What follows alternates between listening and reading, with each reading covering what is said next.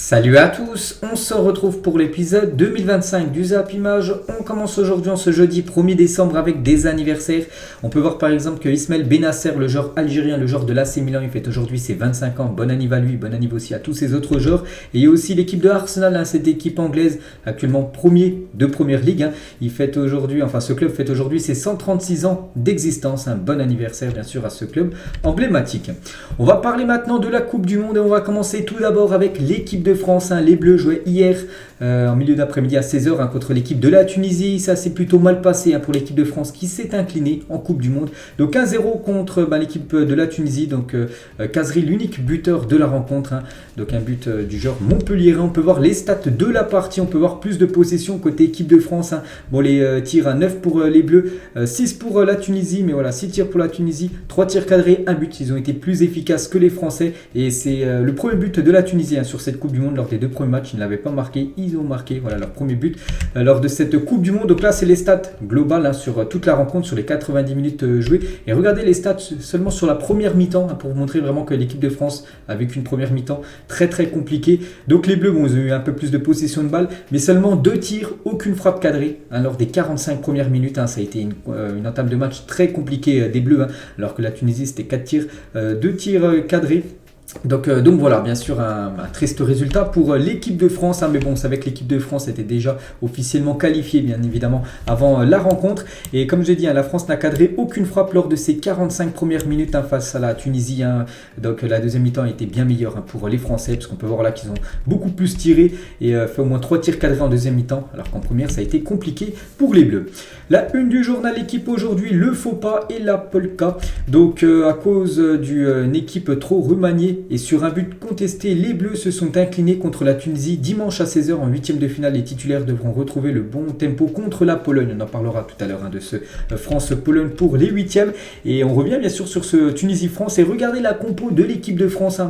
Bien sûr, je pensais qu'il allait y avoir des changements. Tout le monde pensait qu'il allait y avoir des changements, mais pas autant quand même. Donc il y a quasiment 9 joueurs qui ont un statut de remplaçant, qui ont commencé titulaire, à part 2 joueurs qui ont le statut de titulaire, comme Varane et Tchouaméni. Donc c'est des cadres, ils ont commencé titulaire. Mais sinon, Mandanda, Kamavinga, défenseur gauche. En plus, Konaté, Disasi, défenseur droit. C'était un peu n'importe quoi les positionnements. Veretout, Fofana, Tchouaméni, Coman, Colomwani et Guendouzi, les gars. Guendouzi, ailier droit. Donc je sais pas ce qu'il lui a pris. Deschamps, il a fait n'importe quoi avec la compo. C'est vrai qu'il fallait faire tourner, mais là il a mis plein de joueurs à des postes qui ne jouent pas. Tout simplement. Kamavinga, défenseur gauche, Disasi, défenseur droit, Guendouzi, ailier droit. Donc gros point d'interrogation bien sûr sur Didier Deschamps. Et voilà ce tweet de ce supporter. Les remplaçants sont en train de comprendre pourquoi ils sont remplaçants, parce que ce 11 qui a commencé titulaire. Donc ils ont joué les 45 premières minutes et comme je dis, les 45 premières minutes ont été catastrophiques pour l'équipe de France qui n'a pas du tout existé lors de cette première mi-temps hier contre la Tunisie. Et Deschamps après Tunisie-France, il a dit on était un peu mou, je ne condamne personne ce soir, j'ai fait des choix. Il a également dit on n'a pas négligé ce match. Toujours avec Deschamps les gars, donc une question d'un journaliste, n'était-il pas risqué pour la confiance de votre équipe d'aligner autant de nouveaux joueurs avec cette équipe totalement remaniée? Il a dit cela leur servira, l'objectif était autre, c'était de ménager certains joueurs, d'autres avaient des blessures comme Jules Koundé, un carton jaune aussi. Il y en a qui devaient jouer et il y en a où il y a un problème. J'ai dû changer en début d'après-midi. Thuram, donc Marcus Thuram, n'a pas pu être, il était forfait en gros pour cette rencontre. Je suis bien conscient qu'il y avait moins de repères et que cela nuira à l'expression collective. Donc voilà ce qu'il a pu dire. Une autre question, quel sentiment prédomine, la satisfaction d'être premier ou la déception d'avoir perdu lors de cette rencontre? Deschamps, il a dit les joueurs ne sont pas contents, mais on a gagné les 2 premiers matchs à 24, on a perdu celui-là à 24 et on aurait encore besoin des 24 dimanche. Donc là il parle de tout l'effectif, des 24 français bien sûr. Certains auront fait le plein d'énergie. On sortait de 2 matchs d'une très grosse intensité contre l'Australie et le Danemark en 4 jours. En plus maintenant ce n'est plus 90 minutes, c'est 105 minutes de jeu avec le temps additionnel. Après, est-ce qu'on est capable de faire mieux? Oui, on a un peu favorisé le fait qu'ils viennent nous chatouiller. Quelle est la part de manque de repères collectifs et des performances individuelles ratées dans cette défaite? On peut voir si vous voulez mettre pause lire bien sûr à ce qu'a mis Didier Deschamps. Et deux autres questions d'un journaliste. Donc avez-vous dit à vos joueurs après la rencontre, tiens, on va la lire celle-là, cela fait partie de notre histoire et cela n'enlèvera rien à ce qu'on a fait. Il y a une impression qui se dégage sur les matchs de poule et après une autre compétition commence avec les matchs élimination directe. Maintenant c'est une autre partie bien sûr de la compétition qui n'a rien à voir, il l'a dit. Donc ça ne fait pas plaisir, mais il ne faut pas basculer ni dans un sens ni dans l'autre. Il va falloir bien récupérer et se préparer pour dimanche avec la confiance et la sérénité nécessaire, en sachant qu'il faudra être bien meilleur. C'est avec l'équipe de France, elle joue comme elle a joué hier. L'équipe de France, ça sera fini dès les huitièmes de finale. Il parle aussi par rapport à ce but d'Antoine Griezmann, parce que l'équipe de France a failli accrocher le 1 partout en toute fin de match à la 99e minute, mais le but a été refusé. Il a dit: je suis en attente d'une réponse sur le règlement. Si après avoir vu la VAR, c'est considéré comme hors-jeu, je ne connais pas tous les règlements par cœur. Après, il y a le fait que l'arbitre ait sifflé le coup d'envoi et la fin du match. Est-ce qu'il a le droit de revenir donc sur sa décision? Je ne suis pas sûr. Je suis allé le voir pour discuter, mais je ne veux pas le remettre en cause. J'attends la réponse, vous ne l'avez pas. Donc c'est que la fin de match, les gars, je pense que la plupart ont vu le match, mais voilà, il y avait Antoine Griezmann a égalisé et surtout la Tunisie a fait le coup d'envoi, donc normalement c'est pas dans les lois du football, voilà, si le coup d'envoi, l'action de jeu a été faite, donc normalement le but aurait dû être valable. Bref, mais voilà, sur TF1, pour ceux qui ont regardé le match sur TF1, ils n'ont pas vu ça, parce que TF1, les gars, dès la fin du match, ils ont arrêté la rencontre, et donc ils n'ont pas vu. Peut-être qu'il y en a encore qui savent, qui pensent que l'équipe de France a fait un partout. Non, il y a bien eu un 0 pour la Tunisie, et la TF1, ils ont mis un petit message, les gars, pour s'excuser d'avoir coupé dès le but d'Antoine Griezmann et de ne pas avoir été jusqu'à la fin de la rencontre, parce que du coup le but d'Antoine Griezmann n'a pas été compté et du coup c'est bien la Tunisie qui s'est imposée 1-0. Du coup ils ont fait un petit message pour s'excuser bien sûr auprès de tous ceux qui ont regardé la rencontre. On va revenir sur ce fait d'Antoine Griezmann. Donc l'arbitre n'aurait pas dû avoir recours au VAR sur le but finalement annulé d'Antoine Griezmann lors de Tunisie-France, puisqu'il avait sifflé l'engagement pour la Tunisie. Voilà, ils avaient rejoué cette équipe tunisienne et du coup normalement tu n'as pas le droit. Bien sûr, il faut c'est pour ça que la VAR doit toujours intervenir avant la reprise du jeu. Et du coup, ça a été repris après. Donc voilà, une petite info concernant ce but, normalement qui aurait dû être valable, vu que l'arbitre a sifflé, est parti voir la VAR après bien sûr la remise en jeu. Donc voilà, bon après j'ai vu que l'équipe de France, la FFF aimerait faire une réclamation auprès de la FIFA, mais bon le score ne bougera pas bien sûr. La Tunisie s'est bien imposée malheureusement pour l'équipe de France 1-0. Après on n'a pas fait le match pour essayer de s'imposer hier. On continue toujours avec cette équipe de France. Donc la France n'avait plus perdu en Coupe du Monde depuis la défaite en quart de finale face à l'Allemagne en 2014. C'est vrai que ça faisait longtemps qu'on n'avait pas goûté à une défaite en Coupe du Monde. C'était en quart de finale contre les Allemands qui avaient gagné cette compète en 2014. Et la dernière fois que la France perdait un match en phase de poule, donc là il fallait revenir la Coupe du Monde encore avant, celle de 2010, c'était le 22 juin 2010 face à l'Afrique du Sud. Voilà, là je vous parle en phase de poule. Donc voilà, ça faisait 12 ans que les Bleus n'avaient pas goûté à la défaite en phase de poule. C'est également la première fois sous l'ère Didier Deschamps que la France s'incline en phase de groupe d'un tournoi majeur. Donc on prend bien sûr Coupe du Monde plus Euro. On n'avait jamais perdu lors des matchs de poule. Chose faite hier avec cette équipe totalement remaniée bien sûr. Et c'est la première fois aussi, c'est vrai qu'il y a beaucoup de premières, la première fois dans son histoire que la France s'incline 4 fois dans une même année civile. Donc depuis janvier jusqu'à décembre. Donc déjà 4 défaites, une contre la Croatie, 2 fois contre le Danemark et une fois contre la Tunisie. Donc c'est un record, donc un triste record qui pourrait peut-être être encore élargi bien sûr si la France perd un match bien sûr de Coupe du Monde. Ça ferait une défaite en plus sur cette année civile. Et qu'avez-vous pensé de la phase de poule de l'équipe de France, donc 4-1 contre le Danemark, 2-1 contre l'Australie, 4-1 Australie, 2-1 Danemark, voilà, on va mettre les choses au clair, et une défaite 1-0 contre la Tunisie. Qu'est-ce qu'on a pensé? C'est que la France a fait le taf lors des 2 premiers matchs, et comme souvent lors du 3e match, vu que l'équipe de France est souvent qualifiée, ça a été la même chose en 2018, ça a été la même chose en 2014, déjà qualifié au bout de 2 matchs, à chaque fois c'est les remplaçants qui jouent, et à chaque fois la France ne gagne pas. Donc maintenant, voilà, ce qu'on espère bien sûr, c'est que la France se ressaisisse surtout lors des matchs qui arrivent, lors des matchs élimination directe. On va parler des joueurs, quelques joueurs qui sont passés totalement à côté de leur rencontre hier. Donc Fofana et Guendouzi, les gars, pas au niveau, une note de 2 aujourd'hui dans le journal L'équipe. 2, voilà, je vous montre le barème de l'équipe, les gars. 2, c'est très mauvais match de la part de Fofana et de Guendouzi. Bon, Fofana, c'est en milieu de terrain, ça son poste, donc ça c'est pas très cool pour lui. Guendouzi, c'est ailier droit, après c'est pas son poste. Voilà, mais bon, ça reste un très mauvais match de la part des deux, parce que là on note où ils ont joué. Et voilà, Deschamps a voulu faire jouer Guendouzi ailier droit. Et bien sûr, c'est pas un ailier droit, Guendouzi, tout le monde le sait. Qu'est-ce qu'on a pensé aussi de la prestation d'Axel Disasi face à la Tunisie? Ben voilà, moi j'aurais noté, peut-être j'aurais mis 3. Disasi aussi, c'est très léger, les gars, il a rien d'un défenseur droit. On sait que c'est un défenseur dans l'axe, parce qu'il est plutôt imposant, il est plutôt lent, on va pas se mentir. Et sur le couloir, normalement, c'est des joueurs rapides. Voilà, Disasi défenseur droit, non, c'était compliqué. Deschamps, voilà, je sais pas ce qu'il a fait. Il a vraiment fait un petit peu n'importe quoi sur la compo hier.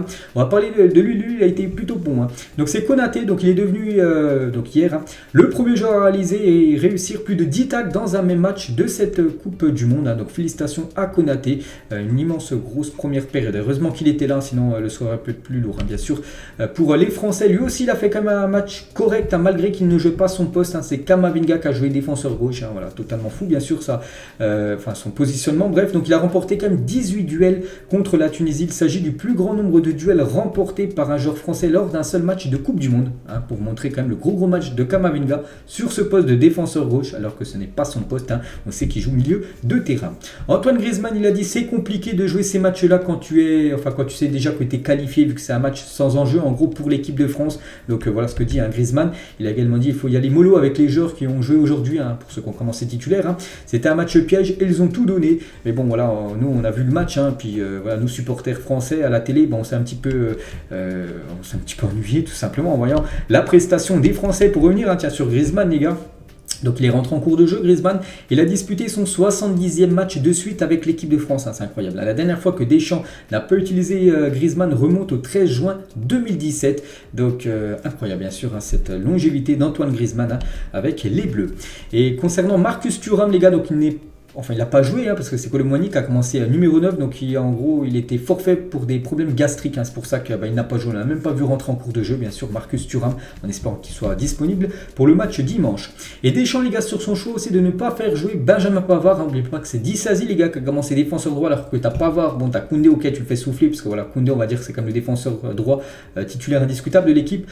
Pavard, les gars, il aurait pu jouer à cette rencontre, parce que pour moi, Pavard est quand même supérieur à Disasi au poste de défenseur droit. Il a dit il n'était pas dans de bonnes dispositions. Je sais qu'il n'est pas heureux de cette situation. Je ne veux pas le faire culpabiliser, mais il sait très bien pourquoi. Le premier match n'a pas aidé à avoir de la confiance pour lui. C'est avec le premier match contre l'Australie, il n'avait pas été bon. Et du coup, il n'est pas dedans actuellement. Vraiment, mentalement, ça va pas fort pour Benjamin Pavard. C'est pour ça qu'il n'a pas voulu le faire jouer. Il a préféré mettre Disasi défenseur droit. C'est pour ça que les choix sont très pointés du doigt quand même pour Deschamps, en espérant que ça aille mieux là pour les prochains matchs, bien sûr. Et toujours avec Pavard, les gars, en interne, un certain bleu comme Ousmane Dembélé pesterait contre le niveau affiché par Benjamin Pavard, les gars. C'est vrai que donc, ça soit en match ou même à l'entraînement, il s'entraîne tous les jours, l'entraînement. Puis Pavard, les gars, il a un niveau vraiment très très faible, voilà, d'après l'équipe. D'autres comme Hugo Lloris, Olivier Giroud perçoivent le mal-être du Munichois et le soutiennent.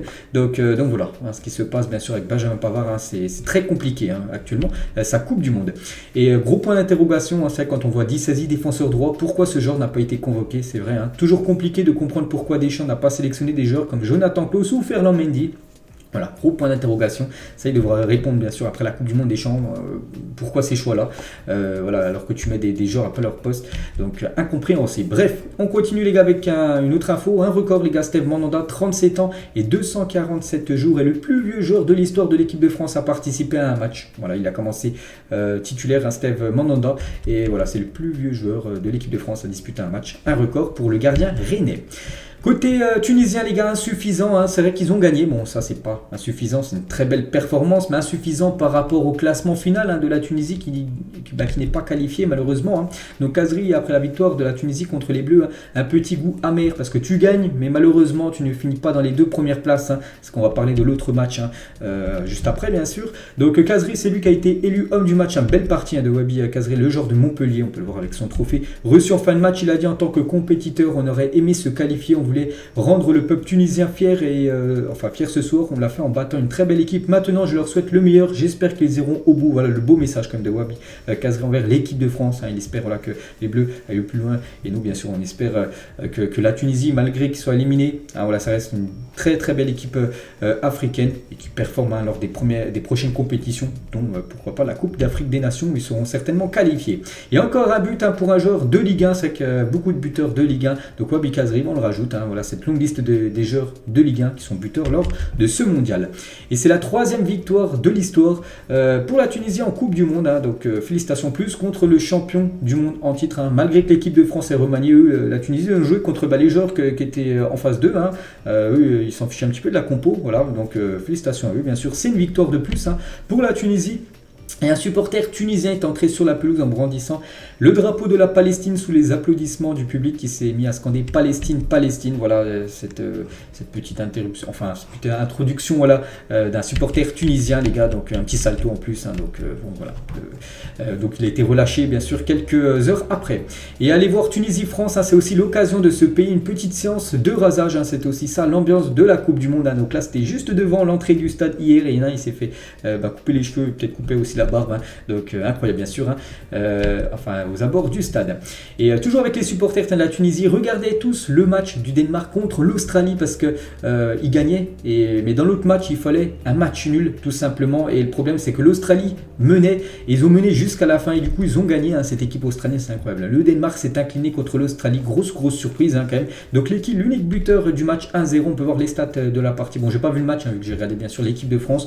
On va voir que l'Australie efficace, 8 tirs, 4 tirs cadrés, ils marquent un but. La Danemark a plus tiré, a eu quasiment beaucoup plus de possession de balle, quasiment 70% de possession de balle. Mais c'est bien l'Australie qui s'impose, deuxième victoire des Australiens après celle obtenue contre la Tunisie. Donc Sokero, voilà en une tout simplement voilà, de l'équipe, enfin c'est un article tout simplement. Et l'Australie est qualifiée pour les 8e de finale, c'est incroyable. Donc ambiance de fou à Sydney, je crois que non, ça à Melbourne. Donc en Australie, où il était 3h30 du matin avec le décalage horaire, là-bas il était en pleine nuit, 3h30 du matin, puis il y avait beaucoup de monde. Regardez, il y a plein de fans de football qui ont regardé le match et ils sont tous allés dans les rues bien sûr, ils ont craqué des fumigènes parce que voilà, l'Australie est qualifiée pour la suite de la Coupe du Monde, incroyable. Et officiel annoncé comme un outsider, le Danemark est éliminé dès la phase de poule de cette Coupe du Monde. Donc voilà, c'est une équipe vraiment européenne qui a énormément déçu, c'est bien le Danemark, ils finissent 4e du groupe, catastrophique cette Coupe du Monde pour les Danois. Et on peut voir le classement final de ce groupe D. Donc la France, même point que l'Australie, 6 points pour ces deux équipes. Donc la France et l'Australie qualifiées. Tunisie, malheureusement, avec la victoire de l'Australie, c'est trop juste pour eux. Un 3e, le Danemark, qui a déçu, seulement 1 point pour les Danois. On va parler de l'autre groupe hier. Et on commence avec l'Argentine contre la Pologne. J'ai regardé le match et sans souci, l'Argentine a totalement dominé cette équipe polonaise. Donc 2-0, ça aurait pu être beaucoup plus lourd le score, parce qu'il y a eu un grand gardien polonais. Donc Léo Messi, déjà un penalty arrêté par le gardien polonais. McAllister, premier but, et Alvarez, l'attaquant de City, deuxième but, victoire logique et méritée de l'Argentine. Donc pour ceux qui n'ont pas vu le match, voilà un petit rappel, mais juste des stats, voilà, pour vous montrer l'attaque-défense, que ça a été 73% de possession de balle, 24 tirs pour l'Argentine, 13 tirs cadrés, c'est énorme, et seulement 2 buts, pour vous montrer quand même l'énorme prestation du gardien de la Juventus, Snezzi, avec 11 arrêts, c'est exceptionnel quand même. Donc la Pologne, seulement 3 tirs, aucune frappe cadrée, donc voilà, une attaque-défense, et c'est l'Argentine logiquement qui s'impose. Et le réveil de l'Albiceleste, ça va beaucoup mieux pour l'Argentine. N'oubliez pas qu'elle avait vécu un premier match défaite contre l'Arabie Saoudite, donc les ont enchaîné 2 victoires les Argentins, et c'est officiel, l'Argentine se qualifie pour les 8e de finale. En plus ils finissent premier du groupe, donc voilà, l'objectif est atteint, malgré qu'ils ont cassé cette série. N'oubliez pas, ils avaient une série de 35 matchs d'affilée sans défaite, ils ont perdu contre l'Arabie Saoudite. Peut-être le match leur aurait été rejoué, les gars, ils auraient au moins pas perdu, ils auraient enchaîné plus les 2 victoires, ils auraient pu avoir toujours la série, la meilleure série au monde, bien sûr, de matchs sans perdre. Bref, on va parler du très beau geste de Léo Messi, les gars. Donc Lionel Messi, on peut voir un FIFA World Cup stat, c'est lui qui a reçu le prix d'homme du match, et donc Lionel Messi a reçu le prix MOTM contre la Pologne par la FIFA, comme indiqué sur la page officielle de la FIFA. Messi a décerné le prix à McAllister pour lui remonter le moral après sa performance exceptionnelle contre la Pologne. Donc voilà le magnifique geste de Léo Messi, c'est lui qui aurait dû recevoir ce prix d'homme du match, mais il a préféré le donner tout simplement à McAllister. Du coup c'est McAllister qui est élu homme du match, parce que Messi lui a donné tout simplement ce trophée, parce qu'il méritait plus. Donc voilà le grand geste bien sûr de Léo Messi concernant McAllister, les gars. Donc il vient d'inscrire son premier but en sélection hier, en plus un but important, c'est le but du 1-0, le but de la première place pour l'Argentine. Donc félicitations à lui, et n'oubliez pas qu'il y a quelques jours c'était Enzo Fernandez face au Mexique qui inscrivait son premier but en sélection. On revient, les gars, sur Léo Messi. Donc il a obtenu un penalty en début de match, donc penalty oui ou non, et la plupart ont vu le match, je pense, et je pense que la plupart pensent que non, ça méritait pas penalty, très gentil quand même l'arbitre, pour moi il n'y avait pas pénaux, vraiment. Parce que Messi touche le ballon avant, c'est vrai que Snedzi le touche avec ses gants sur le visage, mais pour moi, ça ne mérite pas pénalty. Là, si tu siffles pénaux là, hein, les gars, il va avoir 5-6 pénalty par match hein, maintenant. Donc, très gentil l'arbitre. Bon, il y a eu pénalty, voilà, tant mieux pour l'Argentine. Et on peut voir que Léo Messi, les gars, c'était à la 38e minute. Hein. Donc, Messi a tiré. Messi n'a pas marqué, les gars. Snedzi a arrêté son pénalty, un magnifique arrêt de Snedzi, hein, j'espère que je dis bien parce que c'est très compliqué à dire son nom, j'ai jamais su comment le dire. Hein. Bref, donc magnifique arrêt hein, du gardien polonais, gardien de la Juventus Turin. Léo Messi, les gars, a raté quand même 2 de ses 3 pénaltys en Coupe du Monde. Hein, donc si on prend en compte la pénalty là et pénalty des Coupes du Monde précédentes. Hein. Donc il égale Gian, donc un joueur du Ghana qui en avait loupé 2 sur 4. Donc voilà, hein, c'est les deux Gian et Messi, les deux joueurs qui ont loupé le plus de pénalty dans l'histoire de la Coupe du Monde, hein, 2 pour eux. Et peut-être il loupe un pénalty, mais c'est peut-être de bon augure pour l'Argentine. Pourquoi? Parce qu'en 78, Mario Kempes loupe son penalty lors du 3e match. L'Argentine gagne la Coupe du Monde. En 1986, Maradona loupe son penalty lors du 3e match. L'Argentine gagne la Coupe du Monde. En 2022, Messi loupe son penalty lors du 3e match. Et si on continue cette série, hein, vous savez ce qui devrait se passer. On verra. Toujours avec Messi, il savoure son nouveau record en ayant une pensée pour Diego Maradona qui l'a détrôné. Hein. Diego serait super heureux pour moi. C'est quoi ce record que Messi a détrôné? Donc c'est tout simplement que Léo Messi a disputé son 22e match de la Coupe du Monde. Un nouveau record dans l'histoire de la sélection parce qu'avant il était à 21 matchs ex aequo avec le légendaire Maradona. Donc maintenant Messi 22, Maradona 21. Donc voilà, en gros c'est le joueur le plus capé en Coupe du Monde en tant que joueur argentin parce que sinon il y a 3 autres joueurs qui ont disputé plus de matchs que Léo Messi. Hein. Maldini 23, Miroslav Klose 24 et le recordman c'est Lothar Matthäus 25. Si Messi va jusqu'à la finale, hein, on lui rajoutera donc 8e quart demi-finale, donc ça lui rajoutera 4 matchs de plus, il sera 26, il deviendra tout simplement le joueur hein, le plus capé de l'histoire de la Coupe du Monde. Et Léo Messi, les gars, n'a jamais été éliminé en phase de groupe d'un tournoi de toute sa carrière, voilà, que ce soit Copa América ou Coupe du Monde, hein, c'est toujours au moins les 8e de finale pour Léo Messi, hein, jamais voilà, son équipe s'est fait éliminer hein, des phases de poule. Une petite photo de Messi avec Lewandowski, hein, les deux capitaines, hein, voilà, l'attaquant du Barça et l'ex-attaquant Blaugrana bien sûr, hein, donc voilà, une petite photo des deux. Hein. Et donc Messi qui refuse de taper dans la main de Lewandowski après leur léger accrochage. Hein, Lewandowski, hein, tout simplement, c'est qu'il a pris un vent là. Robert Lewandowski, mais à la fin du match, les gars, ils ont parlé. Hein, ils se sont, parce que c'est quand même deux grands joueurs, ils se connaissent bien évidemment. Et Léo Messi et Robert Lewandowski ont partagé un moment après le coup de sifflet final. Hein. Donc se sont dit quelque chose. On peut voir que Messi a dit quelque chose à Robert Lewandowski. Bon, c'est pas ce qu'ils se sont dit. Hein. Messi, il a dit, interrogé sur Lewandowski, il a dit: on m'a appris que tout ce qui se passe sur le terrain reste sur le terrain. Pareil pour le vestiaire. Je ne révélerai jamais ce que nous nous sommes dit en privé, donc on ne sait pas. Peut-être, oui tiens, je vais bientôt rejoindre, à la fin de saison, je rejoins le Barça, on ne sait pas, hein, voilà, on ne sait pas ce qu'a dit tout simplement Léo Messi, le dira pas, hein, il l'a dit. Et Lewandowski l'a dit, hein, Messi a joué un match brillant et quand le match s'est terminé, je suis immédiatement allé le féliciter. Donc voilà, un immense respect bien sûr entre ces deux immenses footballeurs. Regardez une petite photo, bon c'est une photo montage, hein, voilà, c'est trop le football hein, sur Twitter. Relax les gars, c'est juste Pessi, hein, c'est le troll sur Léo Messi, il y en a qui l'appellent Pessi au lieu de Messi. Bref, donc c'est avant le penalty, voilà, tranquille, je vais arrêter le penalty, on peut voir qu'il a arrêté le péno juste après Snedzi. Hein. Et l'un des tout meilleurs quand même à son poste, hein. 26e penalty arrêté en carrière, hein. C'est incroyable, hein. Sur 87 au total, soit plus d'un quart tout simplement arrêté. Hein. Pour un gardien c'est énorme quand même, 26 penalty arrêtés sur 87, hein. Je pense pas qu'il y en a beaucoup qui ont des stats comme ça, hein. Pour un gardien de but sur les penalty. Et regardez surtout sa première mi-temps qui a été exceptionnelle, il y avait 0-0 à la mi-temps, donc 28 ballons touchés, 17 passes réussites, 7 arrêts, hein. C'est énorme, 6 arrêts dans sa surface, donc une faute commise, un penalty contre lui et un penalty arrêté. Bon, il a pris 2 buts en deuxième période, il ne pouvait pas non plus tout arrêter. J'ai dit, il a fait quand même, il y a eu 13 tirs cadrés hein, de l'Argentine, ils ont marqué 2 buts, donc il a fait 11 arrêts, hein, c'est énorme. Hein. Donc oui, il a fait un énorme match, hein, bien sûr. Hein, sinon le score aurait pu être 4, 5, 6, 0, bien sûr, tellement ils ont été au-dessus. Les Argentins, il est en feu, un gardien ayant stoppé 2 pénaltys lors d'une édition à la Coupe du Monde. Hein. Donc il y avait déjà un gardien polonais, bon, c'est Thomas Snedzi en 74, il y a eu Friedel, un gardien américain en 2002, et Snedzi en 2022, un 2 arrêt sur penalty lors d'une Coupe du Monde. Hein. Donc, parce qu'il avait déjà arrêté un penalty de l'équipe de l'Arabie Saoudite hein, lors du match d'avant pour la Pologne. Et c'est vrai qu'il y a eu un penalty dans tous les matchs de la Pologne lors de ce mondial. Hein. Donc Lewandowski contre, c'était lors du premier match contre le Mexique, il n'avait pas marqué Lewandowski. Al-Dawasri, donc celui qui vient de tirer là, donc il n'avait pas marqué. Et Léo Messi, les gars, hein, donc il n'a pas marqué, c'est qu'il y a toujours eu des penalties hein, dans les matchs de la Pologne lors de cette Coupe du Monde. Et 36 ans après, la Pologne se retrouve en 8e de finale de la Coupe du Monde. N'oubliez pas que ça sera le futur adversaire de l'équipe de France. Hein. Ça faisait longtemps qu'il n'avait pas atteint au moins les huitièmes de finale. Donc voilà une petite info. Laissez-nous profiter, donc battu par l'Argentine mais qualifié pour les huitièmes. Le sélectionneur polonais évoque une sensation douce amère. C'est vrai qu'il y a la défaite mais il y a la qualif, donc je pense que le plus important c'est quand même la qualif, ils sont très bien contents, donc laissez-nous profiter jusqu'à dimanche, le prochain match.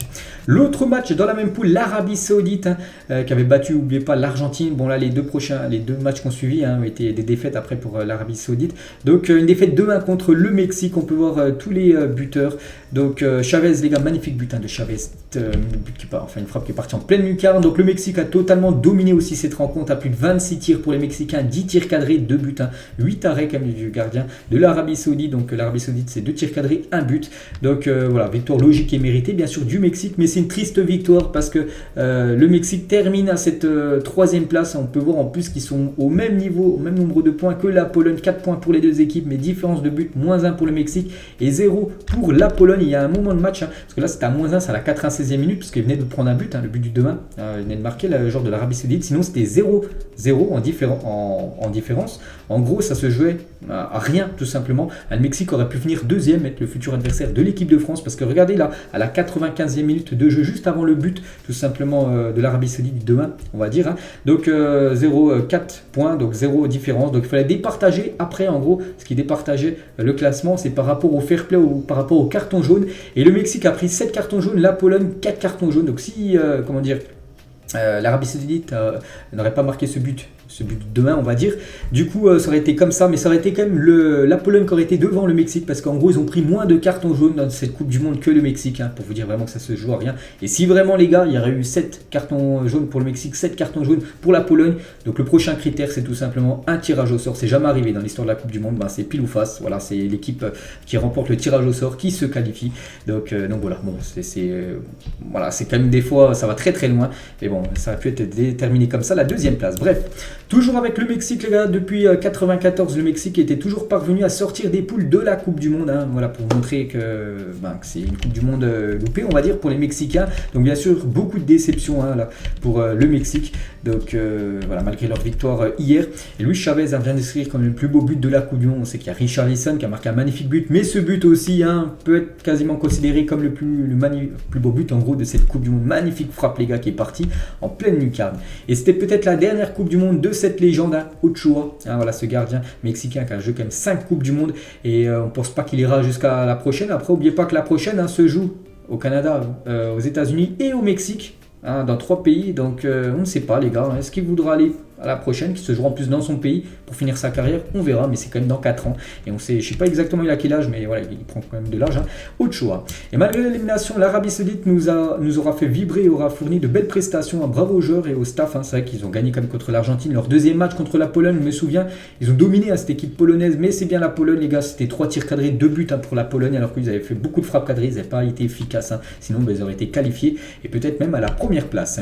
Et du coup, ce classement de ce groupe C, donc l'Argentine en tête, 6 points, la Pologne 4 points, le Mexique 4 points et l'Arabie Saoudite 3 points. Donc la Pologne et l'Argentine qualifiées pour la suite de la compétition. Donc voilà, pour l'instant, on connaît beaucoup de qualifiés, il ne reste plus que 6 places, voilà, pour vraiment avoir tous les qualifiés pour les huitièmes de finale. Donc félicitations à toutes ces équipes. Du coup, l'équipe de France, on a déjà parlé, ça sera bien la Pologne en huitième de finale pour les Bleus. Réservé votre dimanche après-midi. Le match a lieu à 16h. Je sais qu'il y en a beaucoup qui jouent en football amateur, qui jouent en senior. Puis les matchs commencent à 15h. Donc à 16h, il y a l'équipe de France. Donc peut-être qu'ils ne pourront pas voir la première mi-temps. Donc voilà, c'est vraiment dimanche en plein après-midi, bien sûr, ce match France-Pologne. Bien sûr, l'équipe de France est favorite, mais attention, c'est la Coupe du Monde. On sait qu'il y a eu des surprises. Mais voilà, j'ai vu le match hier, c'est que la Pologne, l'équipe de France doit s'imposer. Par rapport à cette formation polonaise, on verra, bien sûr, ça reste la Coupe du Monde Snedzi, les gars, à propos de l'équipe de France, c'est l'une des meilleures équipes du monde, mais on fera de notre mieux pour essayer de passer ce tour. La clé pour stopper Mbappé, moi-même, voilà, on sait que bien sûr c'est un immense gardien, mais c'est vrai qu'Mbappé a déjà joué contre Snedzi cette saison, et c'était en Ligue des Champions, Juventus Paris, et au bout de 12 minutes de jeu, souvenez-vous, Mbappé, le festival Petit Pont sur, je sais plus c'était qui, Locatelli je crois, et frappe de Kylian Mbappé, et il avait marqué contre Snedzi de la Juventus Turin, donc voilà, retrouvailles bien sûr entre les deux.